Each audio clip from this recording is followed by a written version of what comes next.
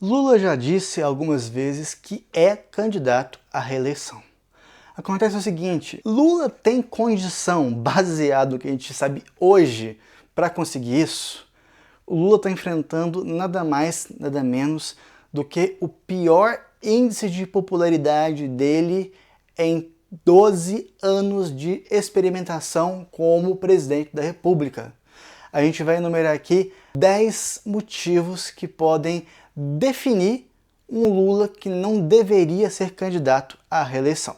Mas antes de apresentar esses 10 motivos, eu quero te convidar para você se inscrever no canal, para você curtir e comentar qual desses 10 motivos você considera que seja o mais importante e o mais delicado que pode aí definir um Lula eleito ou um Lula nem candidato nas eleições do ano que vem.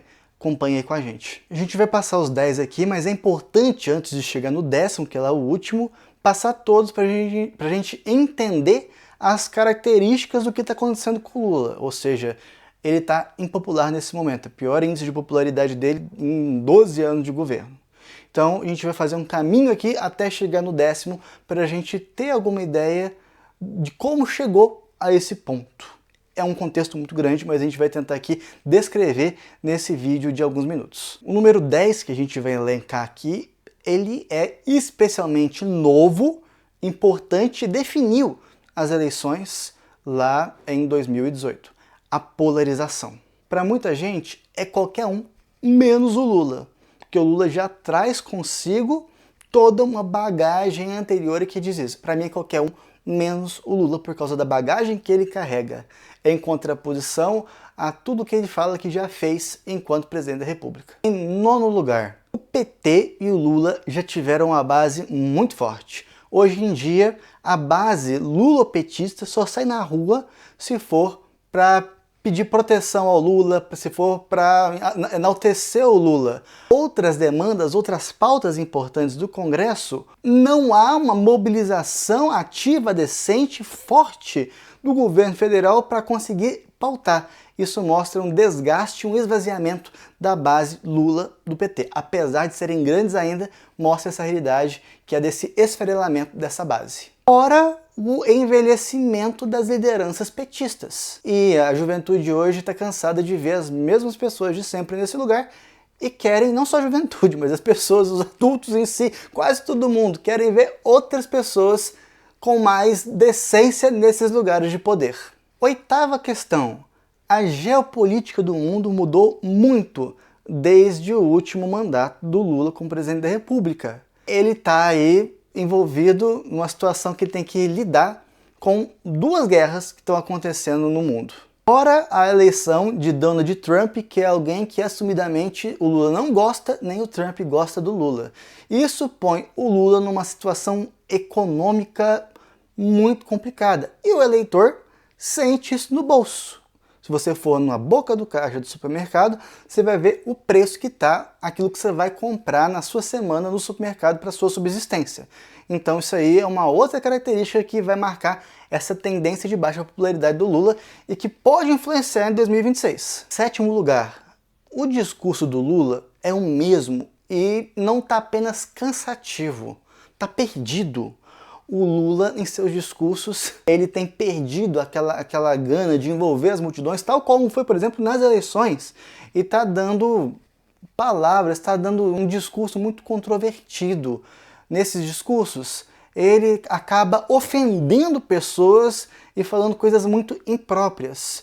Nem Sidônio, que é o atual coordenador de comunicação dele, foi marqueteiro em eleições passadas, está dando conta de reverter essa situação contra esse discurso antigo e que o Lula tem muita dificuldade de mudar. E, aliás, é o que molda o Lula, mas que já ficou ultrapassado em termos de governo, em termos de gestão, em termos de governança. Isso já passou e o Lula não consegue sair do discurso. Em várias pautas, ele sempre toca no discurso. O exemplo do Banco Central, falava muito do Campos Neto, falava muito dele. O Galípolo está fazendo exatamente a mesma coisa, indicado dele do Banco Central, e agora não tem mais discurso. Por quê? É a mesma coisa.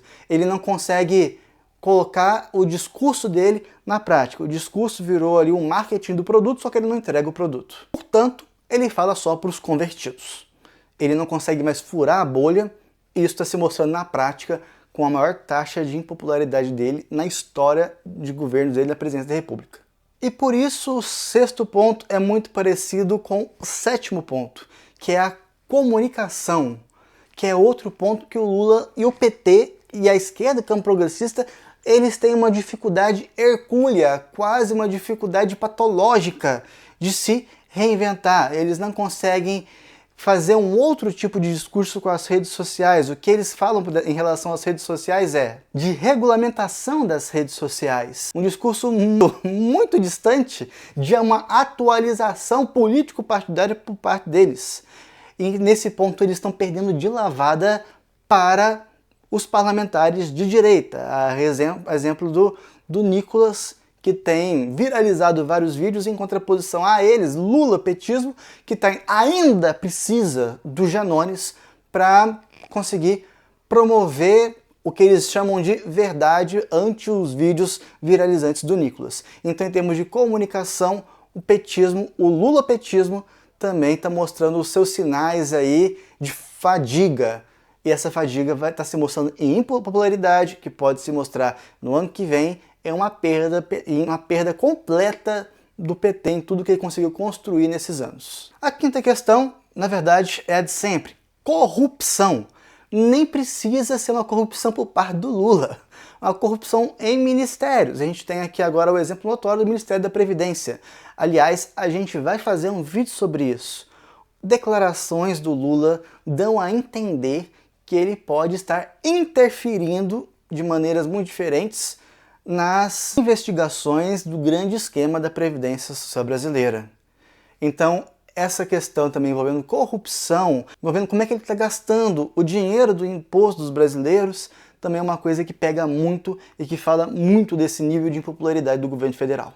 Em quarto lugar, Lula, paizão, abraçou todo mundo, ou comprou todo mundo, vai saber. E no final não sobrou liderança nenhuma ali para ficar nesse lugar. Quem que vai ficar ali no lugar do Lula? Todo mundo se pergunta. Já no campo da direita, a coisa está muito diferente. Outras lideranças surgem e se colocam diariamente. Então essa é outra questão. Quem vai ficar no lugar do Lula? E o pessoal está começando a ficar já com fadiga de quem é o Lula para sempre e tudo mais. Em eleições democráticas eu só tenho o Lula para votar? Não, vai surgir alguém menos pior do que o Lula e essa pessoa vai ter a atenção das pessoas. Então a direita nesse ponto está conseguindo se reinventar e é um outro motivo para que em 2026 as coisas deem muito errado para o governo Lula. Haja bolsa para o Lula oferecer para a população brasileira e haja imposto também para o Lula conseguir arrecadar para pagar as bolsas, para conseguir dar conta de tudo que ele vai ter que fazer para suprir isso que o PT não consegue fazer, que é a sua reinvenção enquanto partido em um ano de 2025, com tudo que está em termos de tecnologia. Questão número 3. No Fórum Otimista Brasil, o empresário ele enfatizou a incerteza do agronegócio, empresariado brasileiro, unânimes quanto a isso. Não há segurança quanto à reforma tributária, não há segurança quanto à reforma administrativa, não há segurança de nada. Sempre passa isso para o ano até o próximo mandato. Então, isso mexe com o bolso da população brasileira.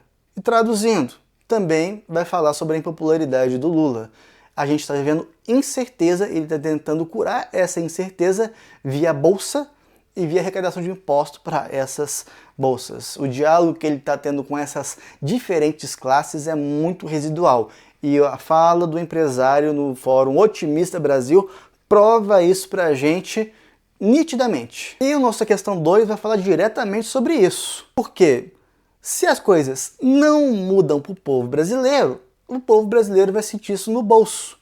Então a economia vai falar muito também sobre a impopularidade do Lula agora, e é um outro motivo que pode fazer com que ele perca as eleições em 2026, se vier a disputar as eleições. A gente vê na boca do caixa, como eu já mencionei antes, a gente vê no posto de gasolina, a gente vê no cartão de crédito, entre outros tantos lugares aí que a gente pode ver a nossa administração econômica da vida, a nossa gestão econômica da vida em apuros nesse governo Lula 3. E pode piorar ainda se o Lula não tomar uma tenência e que a gente sabe que não vai tomar.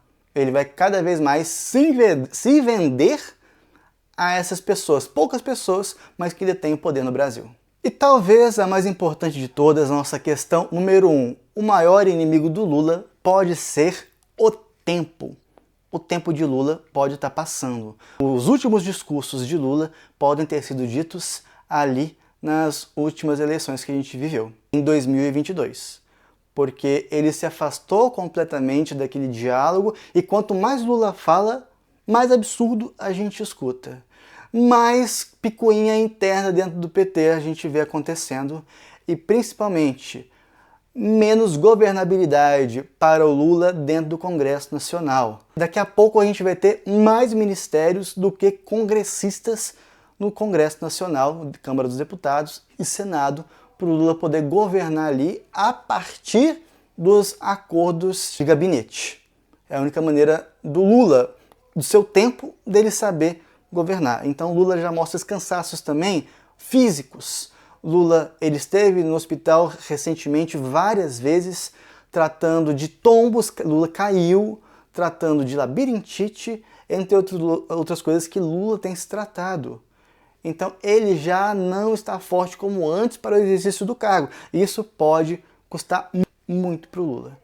Essas são as questões que a gente queria trazer em relação de pontos que podem indicar que Lula não será candidato em 2026 ou que Lula pode perder as eleições em 2026. A pergunta é, para quem Lula vai perder as eleições em 2026 se ele disputar as eleições? Era isso que a gente queria trazer aqui nesse vídeo. A gente se vê no próximo vídeo. Até mais para vocês.